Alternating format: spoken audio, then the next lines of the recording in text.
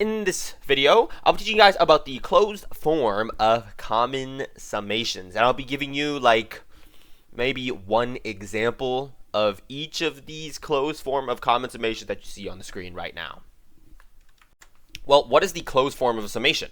Well, it's simply an expression that is a lot quicker to solve compared to just adding every single part of the sum together. So for example, if n was 100 and k was 1, you would have to take 100 sums. That's incredibly tedious, even if you're typing into the calculator. Instead of doing that, you can use this expression, or you can use this expression for k squared, or you can use this expression for k to the power of 3 sums. Now, these closed forms are for geometric sums with some coefficient a and some common ratio r, and you could just plug them into the corresponding spots in the closed forms. This closed form is specifically for geometric series, not series, this is not calculus 2, geometric sums where the ratio is not equal to 1. And this one is for when the ratio is equal to 1. So use them wisely depending on the value for r. For this first example, it looks like the starting integer is equal to 0. Well, it looks like for the closed form, the starting integer must be equal to 1. Can we still use this? Here's the thing, yes we can. And the reason why is because, think about this. When you're evaluating this sum, if you were to plug in 0 into k, what would happen? Right? In order to evaluate the sum, you need to use k equals 0, k equals 1, k equals 2, ...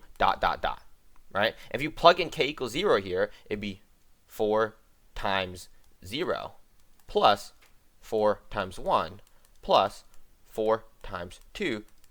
Right? And we go on to k equals 3, k equals 4, up into k equals 52. Well, here's the thing about k equals 0. That's just equal to 0. Right? And if you add 0 onto anything, it doesn't change it. So here's the thing, this k equals 0 is actually just useless. It doesn't do anything because if we plug in 0 into the sum, you just get 0 added onto the total sum. And that doesn't change it at all. So what we can do is actually just completely ignore k equals 0 and then, sorry, I erased that too early. We can completely ignore k equals 0 because all it does is add 0 and start off at k equals 1. Let's go ahead and do that. All right, so let's rewrite the sum. Let's rewrite the sum to 4k, 52, and k equals 1. And remember, all we did was just ignore k equals 0 because k equals 0 does nothing, right? It just adds 0 onto the total. Well, why did I just erase the 4 there? Well, remember, if you have sums, you can factor out a common coefficient. And guess what? This 4 is a coefficient, so we can just factor it out. 4.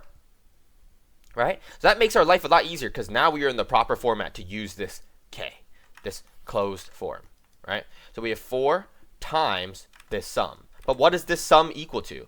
Well, this sum is simply equal to this closed form, right? So what's n in this case? Well, n is equal to 52. So we have 4 times n, 52, times n plus 1, which is 53, over 2. And the reason why I have a 4 here is because all I did was factor 4 out of the sum, so I need to multiply 4 by the sum after evaluating it. Again, it looks like the starting integer is 0, but remember, if we plug in 0 into k, well, you just get 0, right? 5 times 0 squared is still 0, so we can just completely disinclude this 0, right? And we can just start at, that's ugly. We can start at k is equal to 1. Alright, so we can just ignore the 0, we can start k equals to 1 just like what we did in the last example. We can factor out the 5 since that's a common coefficient, and we just keep k squared. Well, here's the thing, this is in the closed format, right? We have a k squared, we have an n, we have k equals 1 as the starting value. What's n? Well, n is just equal to 8.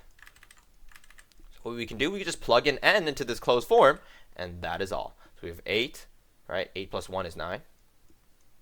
8 times 2 plus 1 is 17, and divide that by 6. Now, remember, you must not forget the 5, right? So I had a 5 that I factored out. Make sure to put the 5 there. But this right here is the this sum in the closed form format. Look at this. Looks like we already have k is equal to 1, so we can just factor out the 9. And k is equal to 1 for 7. K to the power of 3. And this right here is our sum. That's in the proper format to use the closed form. We have 9 times our closed form. 7 is equal to n. So n is equal to 7. 7 squared is 49. 7 plus 1 squared is 8 squared, which is 64. And we divide that by 4. And this right here is our 9 times the closed form of our sum.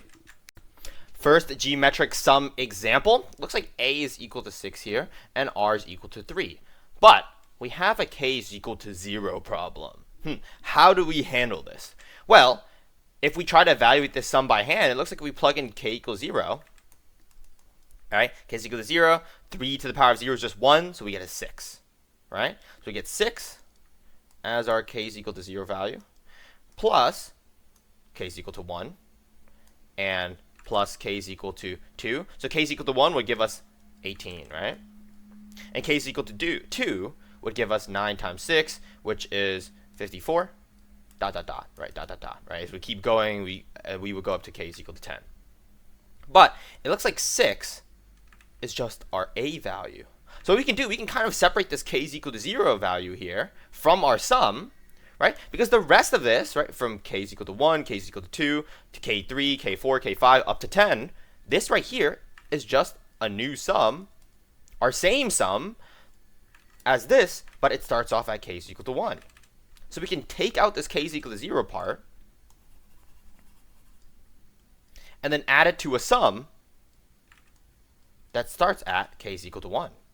It still ends at 10 with the same expression within the sum, right? Because this right here is the k is equal to 0 part. So if we add the k is equal to 0 part onto the sum that starts at 1, we include the k is equal to 0 part as well.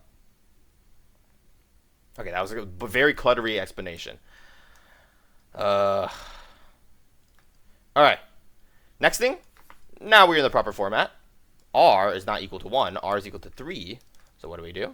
Well, we could just plug in these values into the closed form. So a is 6. So we get 6 plus, all right, don't forget this 6 right here. 6 plus 6 times r, n plus 1. N is equal to 10. So n plus 1 is 11. Minus a. A is equal to 6. Over r minus 1, which is just 2. And here it is. This right here is our answer. This sum is a little bit weird because when r is equal to 1, guess what happens? Well, if our common ratio is equal to 1, 1 to the power of like literally anything is just still 1. And 7 times 1 is still 7. So this ratio right here, this ratio of 1, is like barely doing anything. Actually, it's just doing nothing, right? So we can just remove it. And because 7 times 1 is still 7, so this is kind of just gone. We can just remove it. And guess what? We just get a sum of 7. So we're just adding 7 over and over and over and over for this sum. So we can just plug in everything. A is equal to 7. N is equal to 22. So we get 7 times n plus 1, which is just 22 plus 1, 23. So we're just adding 23. We're adding 7 23 times. That is all. But that should be it for the video. If you have any questions, put it in the comment section. And if you found this video helpful, consider subscribing and liking the video. Also, Merry Christmas. It's Christmas. It's December 25th today.